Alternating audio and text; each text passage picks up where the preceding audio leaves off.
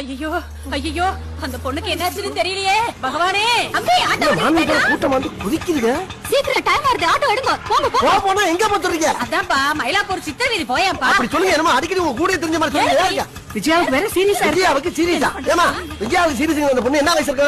24 வயசு தான் ஆகுதுப்பா. சின்ன வயசால இருக்கு. ஆமாப்பா, நிறமாச கர்ப்பிணி வேற. மணி 12க்குள்ள போகணும். சீக்கிரம் போப்பா, ஓடு சீக்கிரம். சீக்கிரம் போய். எனக்கு என்னமோ பதட்டமாவே இருக்கு. ஏன்னா விஜயாவுக்கு தலையில அடிபட்டிருக்கு. தலையில அடிபடுறதுக்கு என்னமா நடந்துச்சு? அந்த படுவாவி சண்டால முரட்டுத்தனமால பிடிச்சு தள்ளி விட்டுருக்கா. அவன் யாருன்னு சொல்லுங்க மாமி. லாரிய வாடகைக்கு எடுத்து கொள்றவன் அவன். அந்த ஆண்டவன் பாத்துப்பா, நீ போ. ஏண்டி, தண்ணி அடிக்கிறதுக்கும் கஞ்சா பிடிக்கிறதுக்கும் அலையறவன் அந்த கௌதம்.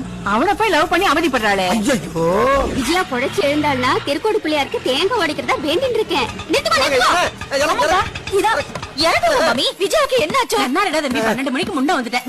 விஜயாவுக்கு என்னாச்சோ தெரியல.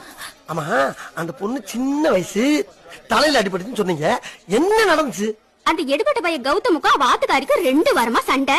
நேத்து மொட்டை மாடியில சண்டை முத்திடுத்து. மாடியில இருந்து அவளை தள்ளி விட்டுட்டான். மாடியில இருந்து தள்ளி விட்டானா? அதுக்கப்புறம் என்னாச்சு? யாருக்கு தெரியும்? அவன் தான் கட் பண்ணிட்டு தொடரும்னு போட்டுட்டானே. கட் பண்ணிட்டு தொடரும்னு போட்டானா? நீங்க எல்லாரும் எதை பத்தி பேசுறீங்க? நீ டிவில ஜீவநதி சீரியல் பாக்குறதே இல்லையா?